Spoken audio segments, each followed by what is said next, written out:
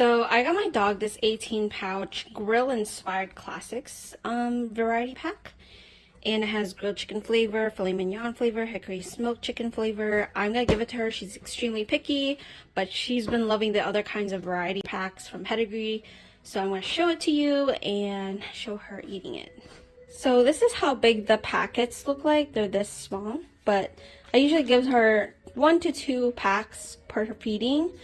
She's a pretty small dog, so it's not too big of a deal, but if she's extremely hungry, I'll give her more. So I'm gonna put it in her bowl and I'll show you how it looks like. So this is how much is in a pack, so that's why I give her 2 per feeding sometimes, because they're kind of small. And here she comes, she's gonna come eat.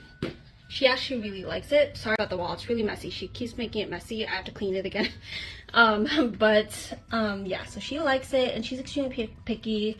She literally goes on strike if she doesn't like her food, so I keep it interesting, and this is one of the foods she's been liking a lot. And she doesn't have teeth, so this food is like perfect.